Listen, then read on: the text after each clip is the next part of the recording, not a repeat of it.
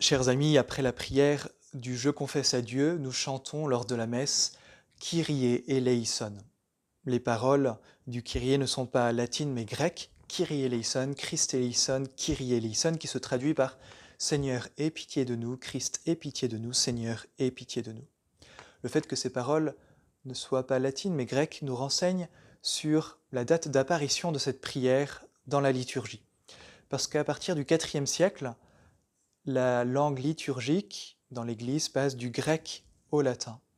Ainsi donc, cette prière a au moins 1700 ans, et peut-être même plus, elle était peut-être chantée aussi par les toutes premières communautés chrétiennes.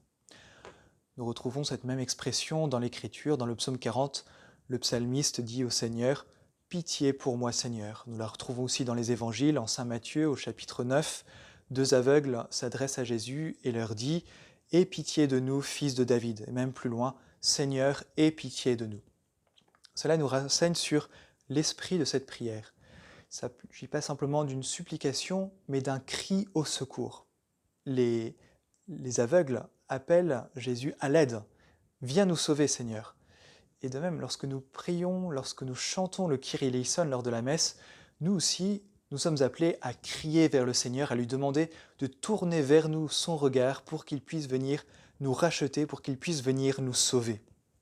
Cette prière du Kyrie eleison fait donc partie de la préparation pénitentielle de la messe.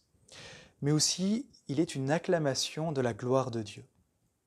En effet, le Kyrie eleison était déjà chanté bien avant l'Église dans les cités grecques. Lorsqu'un chef d'armée remportait une victoire et qu'il entrait en triomphe dans une cité, le peuple l'acclamait en disant « Kyrie eleison ». On pourrait traduire cette expression dans ce contexte par « Seigneur, toi qui viens de remporter cette victoire, toi qui es un chef de guerre, toi qui es couvert de gloire, eh bien que ta gloire rejaillisse aussi sur nous. C'est pour ça que nous t'acclamons. Toi qui es couvert de gloire, que ta gloire aussi soit la nôtre. » Il s'agit exactement de la même chose lors de la messe, lorsque nous nous adressons au Christ et que nous lui disons « Kyrie eleison ». Nous savons que le Christ a déjà remporté la victoire sur le mal. Et donc, nous lui demandons de tourner son regard vers nous pour qu'il nous fasse participer à cette gloire, pour qu'il nous fasse participer à cette victoire. C'est le sens du Kyrie eleison qui est à la fois un appel au secours et une acclamation de la gloire de Dieu. En tout cas, elle nous y prépare. Cette acclamation qui rejaillit d'une manière particulière lors des jours de fête et les dimanches, parce que cette acclamation nous prépare à chanter le Gloria. C'est ce que nous verrons dans la prochaine vidéo.